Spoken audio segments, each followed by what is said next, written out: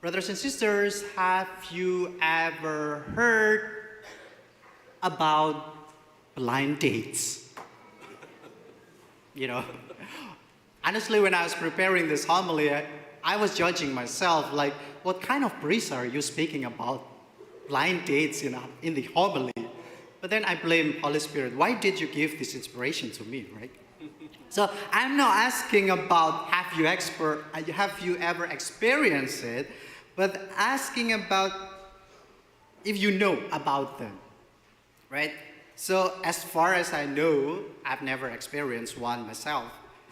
There are feelings of worry, fear, and discomfort because you never know what kind of person you will meet in the blind dates. So basically, you will be meeting a stranger, totally a stranger. You never know what kind of person sitting in front of you.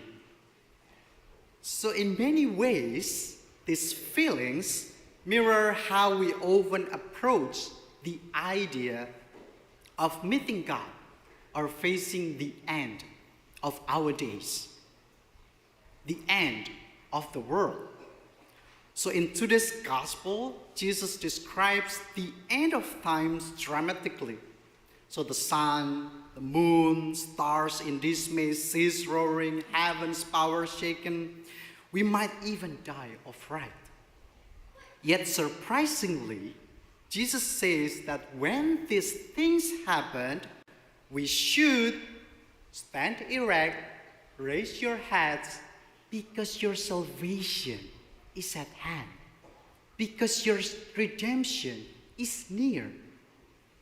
Jesus doesn't say that cover your face and hide somewhere because I will judge you.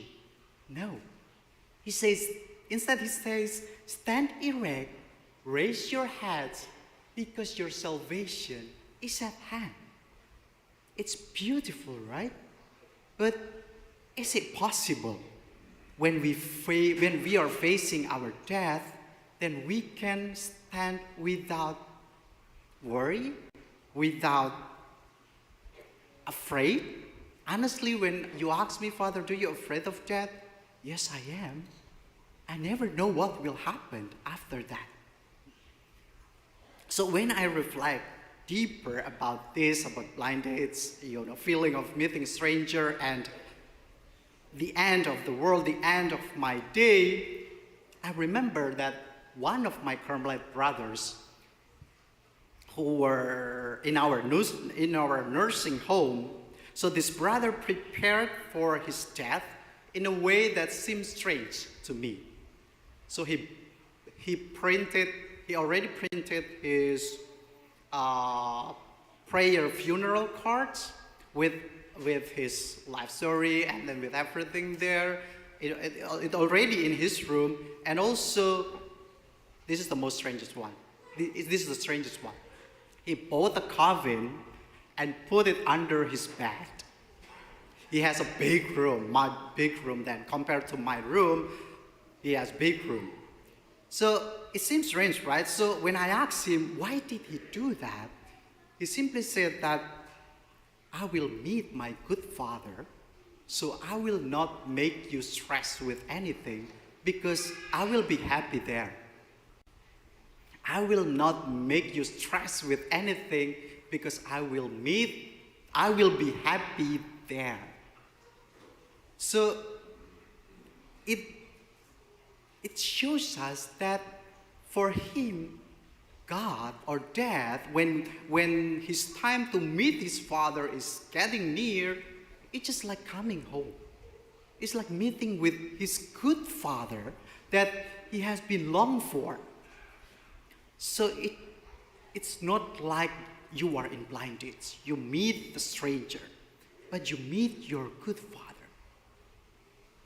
So brothers and sisters, when we die, we are not meeting a stranger like in the blind dates. We are meeting our Father, our good Father that we long for. So we should be happy about it actually. But how do we make this possible? So I think that in our lives now, we should make good relationship with God. We should make God not like a stranger for us, but make relationship with Him. Talk with Him. Talk with Him about everything. About your success, your failures, your strengths, your weakness, even maybe your Netflix subscription or your Black Friday's deal. Talk about Him, about everything. Because when He came down on earth and became man, He wants to be with us. He become to be one of us. He wants to be closer with us. So make relation with Him. Talk with Him anytime, anywhere, about anything. He will always be there for you. And in this way, we know that in this world, we have good Father. We have merciful God that always be with us, always be there with us, no matter who we are. So this Advent, let us deepen our relationship with God. Let us prepare ourselves not only for Christmas, but also for our days, because we never know when we will die. So let's be ready to meet our Father, not as stranger, but as a good Father, as a merciful Father, as merciful God. So when our days are coming, we can stand erect, raise our heads, and come in joyful in our Father's hands.